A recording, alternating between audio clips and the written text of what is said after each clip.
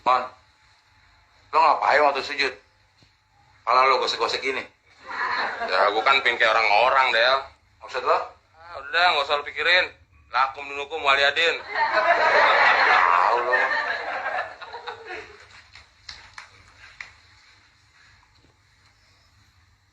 Kok belum hitam juga ya? Caranya ya?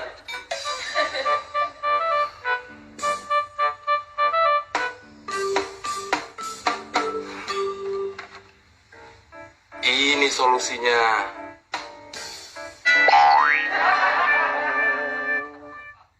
Man,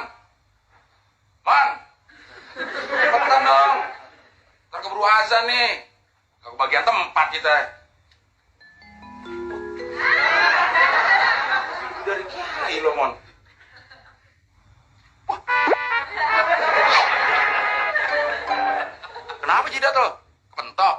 Lu gak ngerti sih, Del. Gue kan kepingin kayak orang-orang. Maksud lo? Ya kalau jidat hitam ini kan berarti rajin sholat. Oh, jadi waktu lo sholat gesek-gesekin kepala supaya jidat lo hitam. Iya. Ketika melihat seseorang dengan tanda hitam di jidat, hal pertama yang mungkin terlintas adalah anggapan bahwa orang tersebut sangat rajin dalam menjalankan ibadah sholat. Bahkan selama ini, adanya tanda hitam di jidat seorang muslim sering dimaknai sebagai tanda kesalehan dan dalamnya tingkat ketakwaan. Namun, benarkah demikian? Sebetulnya, munculnya tanda hitam pada jidat bisa disebabkan oleh gesekan yang dihasilkan oleh kontak berulang dari dahi dengan sejadah di saat sholat. Namun tentu saja, itu tidak menjadi tanda akan kesalehan dan dalamnya tingkat ketakwaan. Sebab, ketakwaan dan kesalehan yang sesungguhnya selalu diukur dengan baiknya akhlak, moralitas, dan tingkah laku. Malahan, adanya tanda hitam di jidat sangat tidak disukai oleh baginda Nabi.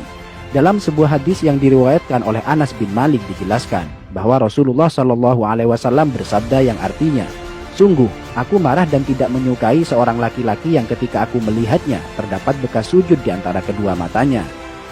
Dalam hadis lain yang diriwayatkan oleh Imam Al-Baihaqi dituturkan bahwa Abdullah bin Umar, salah seorang sahabat terkemuka, tidak menyukai adanya bekas hitam pada dahi seorang muslim. Suatu hari, ada seseorang yang datang menemui Ibnu Umar. Setelah orang tersebut mengucapkan salam, Ibnu Umar bertanya kepadanya, "Siapakah Anda?" Orang tersebut menjawab, "Aku adalah anak asuhmu." Ibnu Umar melihat ada bekas sujud yang berwarna hitam di antara kedua mata orang itu. Beliau pun berkata kepadanya, "Bekas apa yang ada di antara kedua matamu itu?" "Sungguh, aku telah lama bersahabat dengan Rasulullah, Abu Bakar, Umar, dan Utsman. Lalu, apakah kau melihat ada bekas tersebut pada dahiku?" Hadis riwayat Al-Baihaqi. Masih dari Ibnu Umar, suatu waktu beliau melihat seseorang yang pada dahinya terdapat bekas sujud. Ibnu Umar berkata, "Wahai hamba Allah, sesungguhnya penampilan seseorang itu terletak pada wajahnya. Karena itu, janganlah engkau memperburuk penampilanmu." Hadis riwayat Al-Baihaqi. Dalam hadis lain dijelaskan bahwa suatu ketika Abu Darda melihat seorang perempuan yang pada wajahnya terdapat kapal seperti kapal yang ada pada seekor kambing. Beliau lantas berkata, "Seandainya bekas itu tidak ada pada dirimu, tentu lebih baik." Hadis riwayat Al-Baihaqi. Dari Humaid bin Abdurrahman, ia berkata, "Aku berada di dekat As-Sa'ib bin Yazid ketika seseorang bernama Az-Zubair bin Suhail bin Abdurrahman bin Auf datang. Melihat kedatangannya, Sa'ib berkata, 'Sungguh dia telah merusak wajahnya. Demi Allah, bekas di dahi itu bukanlah bekas sujud. Demi Allah, aku telah sholat dengan menggunakan wajahku ini selama sekian waktu lamanya. Namun, sujud tidaklah memberi bekas sedikit pun pada wajahku." Hadis riwayat Al-Baihaqi. Sampai di sini, mungkin ada yang bertanya, lantas bagaimana pengertian ayat yang menjelaskan bahwa bekas sujud merupakan tanda seorang mukmin yang nampak melalui wajahnya?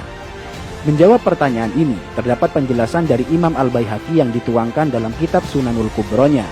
Dari Mansur, ia berkata, "Aku bertanya kepada Mujahid tentang maksud dari firman Allah, tanda-tanda mereka tampak pada muka mereka dari bekas sujud. Apakah yang dimaksudkan adalah bekas di wajah?"